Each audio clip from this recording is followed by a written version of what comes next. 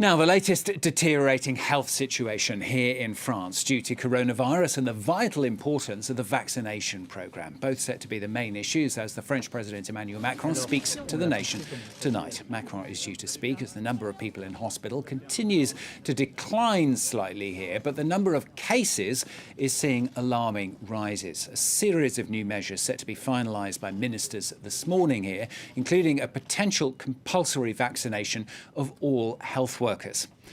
Well, it comes then as a number of European nations see rises in their coronavirus figures. We're going to cross then to Brussels, speak to our correspondent Dave Keating, who's joining us from there. Dave, across Europe then, the situation is not looking so good, and it's changed so much just in the last couple of weeks, isn't it?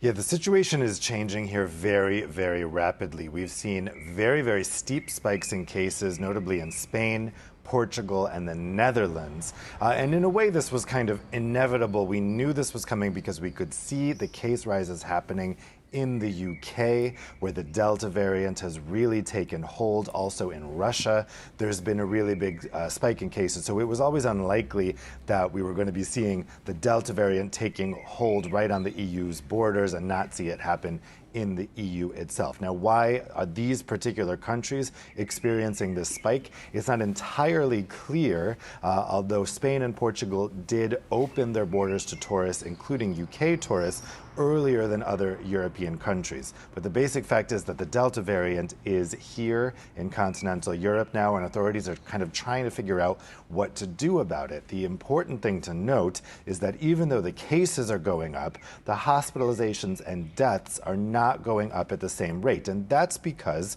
people are vaccinated now. Most Europeans now have gotten at least one dose of the vaccine, and almost all elderly and vulnerable people have the vaccine.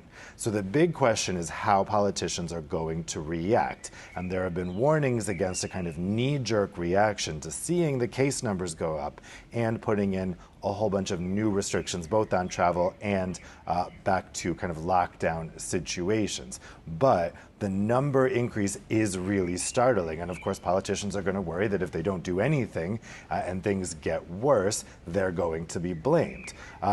Now, over the last couple of days, we had the French Europe Minister Clément Beaune warn people against traveling to Spain and Portugal, suggesting that they should cancel their trips.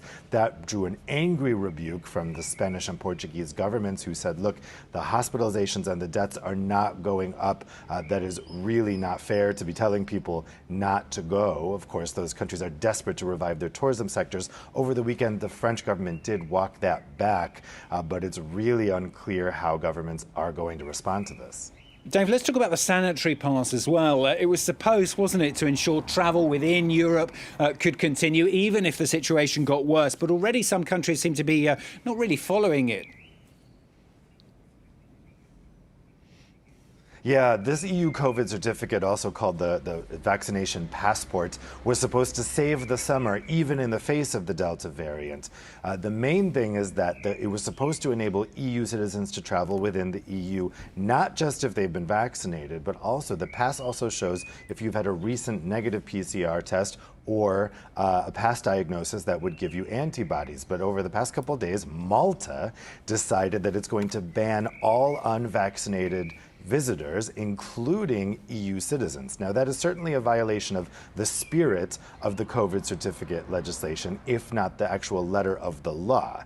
So the big question here, A, are other countries going to follow Malta? And B, will the Commission take action? The Commission can't use the actual COVID certificate legislation to say that Malta is violating anything. But of course, any restriction between Schengen countries not letting EU citizens back and forth is a violation of the EU's Schengen border code. It always has been from the very start of this pandemic. The Commission has looked the other way. It's allowed countries to use emergency exemptions to that Schengen legislation to block their internal EU borders. But the quid pro quo of this certificate was always, look, the EU is going to provide you with an easily verifiable way to say that people are either vaccinated or have had a negative test.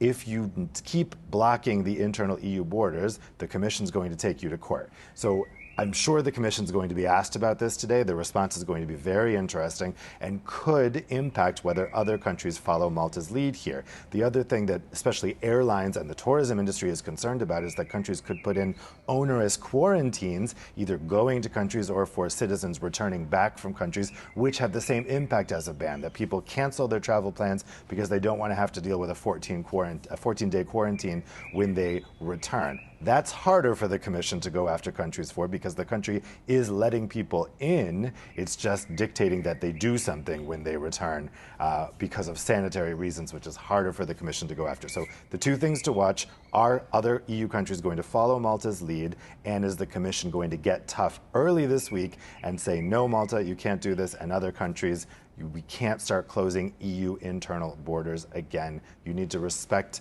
the spirit of the COVID certificate legislation. Dave, thanks very much. Dave Keating, our correspondent, talking to us there from Brussels.